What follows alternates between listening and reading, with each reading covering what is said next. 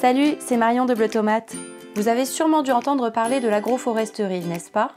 Pour mieux comprendre cette pratique en plein essor, nous retrouvons Héloïse au cabanon de Sampère, à Pérols en Provence. Elle y développe depuis 4 ans un verger maraîcher.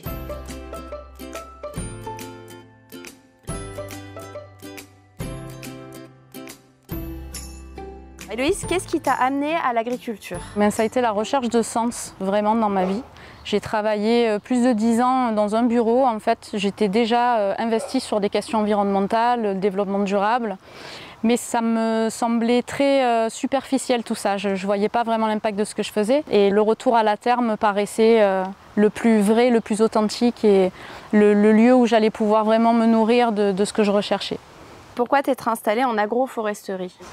L'agroforesterie, c'est une technique que j'ai découverte à l'étranger, parce que j'ai vécu quelques années aux États-Unis. Et ça m'a semblé vraiment remettre chaque chose à sa place, y compris l'humain. On repartait sur un système circulaire dans lequel l'être humain avait sa place au même titre que les végétaux et les animaux. Et c'était résilient et ça faisait sens pour moi. Quels sont les grands principes de l'agroforesterie? C'est déjà de remettre l'arbre au cœur des systèmes de culture. C'est quelque chose qu'on a écarté complètement des zones de culture. Depuis une 60aine d'années, on a coupé les haies, on a coupé tous les arbres.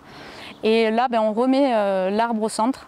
L'arbre qui va apporter un microclimat, qui va apporter des tas de choses intéressantes au niveau racinaire aux légumes et qui va aussi nous apporter à nous un confort et une énergie qui est complètement différente sur nos lieux de travail. Héloïse m'explique les nombreux avantages de l'agroforesterie. Apport de matière organique, limitation de l'érosion du sol, effet brise-vent, filtration et stockage de l'eau ou encore développement de la biodiversité. Ici, elle travaille une forêt-jardin et un verger maraîcher encore tout jeune. Elle y cultive des légumes, des fruits, des fleurs comestibles, principalement des variétés anciennes et locales.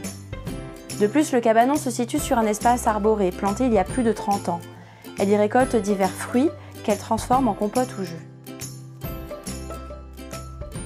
Quelles difficultés rencontres-tu en agroforesterie? Les difficultés principales, c'est que ce sont des modèles qui sont très longs à mettre en place et qui prennent du temps avant d'être rentable, de porter ses fruits. Et ce ne serait pas plus facile alors de s'installer en maraîchage? C'est différent. C'est pas que c'est plus difficile, mais c'est plus complexe quand tu fais du maraîchage. Tous tes itinéraires techniques sont dirigés vers les légumes. Chaque légume a déjà des spécificités. Et là, on ajoute une strate en plus avec l'arbre qui a des besoins différents. Donc c'est juste un peu plus complexe. Mais c'est aussi beaucoup plus intéressant, parce qu'on a encore plus de choses à apprendre et à découvrir.